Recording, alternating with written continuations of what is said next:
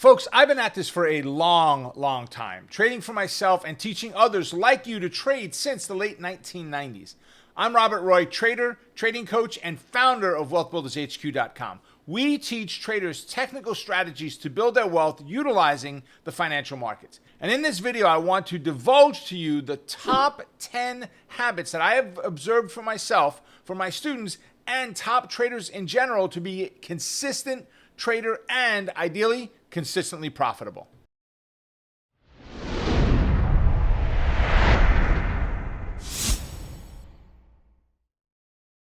So habit number one is follow a trading routine. What do you do day in and day out? What is your routine? For me, I get up in the morning, 5:30, 6 o'clock, somewhere in that area. I head out to the gym. I get to the track for a quick run. I do something to get my blood moving. So when I sit down at the computer to trade, I've already got the energy. I am not in this doldrums, and I don't do it. Believe it or not, this energy is without caffeine. I don't drink coffee. I don't drink soda.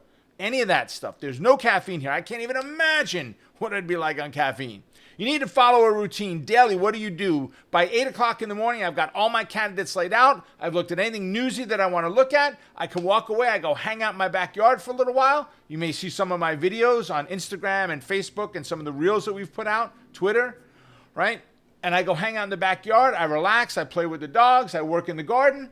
And then I jump into my day, which starts off right at 9:30. I trade for about the first hour to hour and a half of the day. I break away and come back, not every day, but many days I come back around 1:30 and look to trade until about 2:30 or so, and then I'm done. Right? So what's your trading routine? You've got to follow a systematic routine that you use regularly. And it doesn't have to be the exact thing Monday through Friday, because maybe on a Tuesday, you've got to be in work early so you can't get something done. But every Tuesday, you should have a routine. Right? Habit number two is to learn everything you can about what you're trading. And I'm talking from a vehicle standpoint here. And I don't mean a Ford, right? Or a Chevy. I'm talking about, are you trading options? Are you trading equities? Are you trading futures? Is it the full future? Is it micros? Is it minis? What are you trading Forex? What are you trading? Learn that trading vehicle. Learn everything about it that you possibly can. Now, habit number three is focus on one. Yes, one strategy at a time. I know. You want to do everything at once. That was me. Still is. I've got to fight the urge for it to do all of the things that I see. Oh, I love that. And oh, I'm going to incorporate this. And oh, what a great indicator to add in it. Oh, what about... Focus on one strategy at a time. Just one, no more than one. Master one trade before you try to master the universe. All right? Just get really, really good at one strategy. As a beginner trader, buying calls, buying puts, great strategy to start with. Could you trade stock instead? You could. There's just a cost that you've got to consider there, that on options, I can get away with a much smaller account. All right, but I like starting off with buying calls and buying puts. If you are looking to trade spreads, bull put spreads and bear call spreads, same strategy.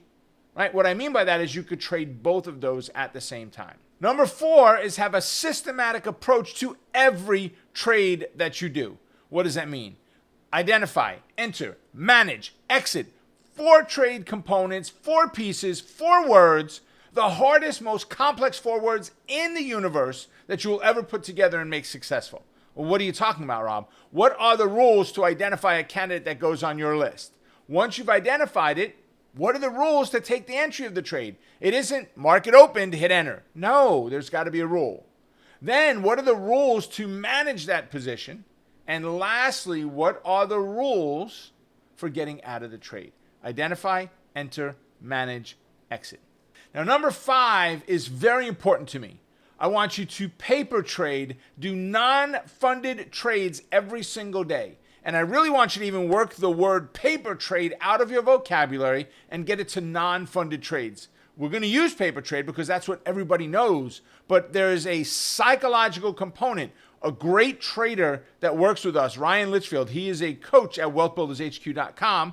Right? He's written a book on candlesticks. He's just amazing, right? Ryan has taught us that the words paper trade make us feel like, it's not important.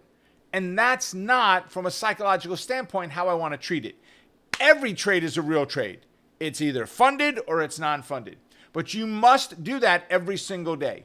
If your goal is to do 3 trades a day and you do 3 funded trades, awesome, you're good to go.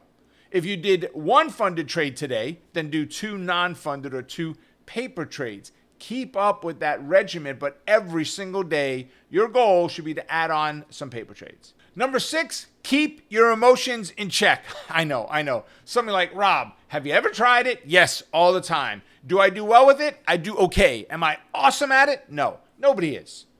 Here's what I was taught. As a brand new trader, you need to trade like you are in boredom.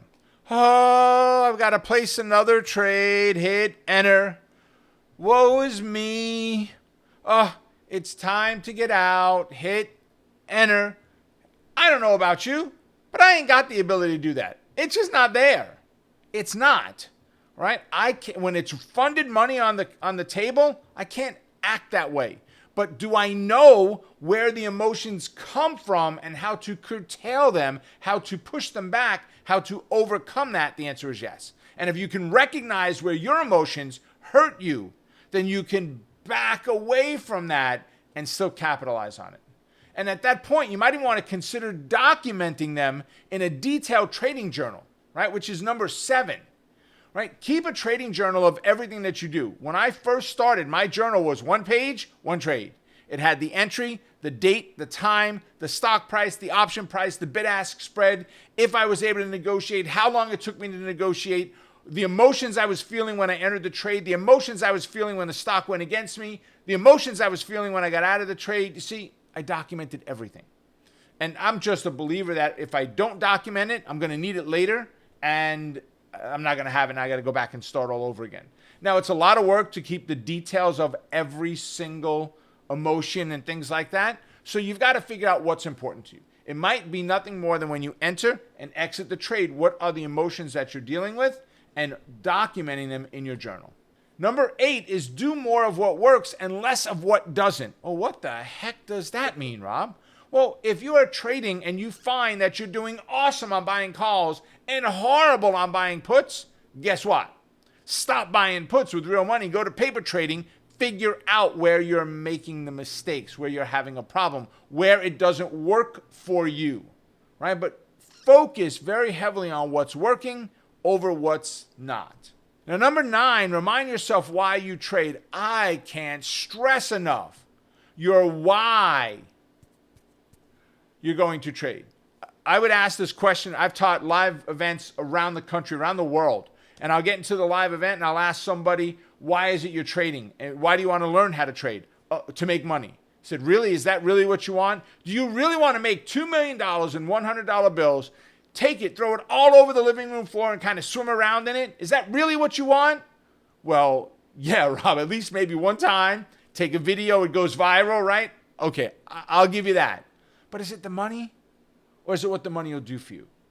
You need to know your why. Why do you want to trade? Why do you want to make this part of what you do? Why do you have a passion for this? For me, it was the ability to walk away and not have to focus on a boss who I've had them that have hated me in the past. My why was I wanted a business where I could have no employees, no customers, and no inventory. I mean, awesome or what? No broken toilets to go fix. If I have real estate, no complaining employees that work for me, right? My why was to bring myself away from all of that, but be able to give my wife what I promised her, which was the world, when she said yes to marry me. Now, number 10, critical, never stop learning. You don't know it all. I don't know it all. And even if you did, things change. The market changes. Strategies change. Techniques change. Indicators change. Patterns change. Markets change. See where I'm going with this? Never, ever, ever stop learning. There you have it. 10 habits to make for a more consistent trader. Now, did I miss any? Let me know in the comments section down below. Until next time, make it a profitable day. Stay focused on the quest to becoming a great trader. Keep crushing it, and remember, you're just one trade away. Check out our other trainings right here so you never stop learning.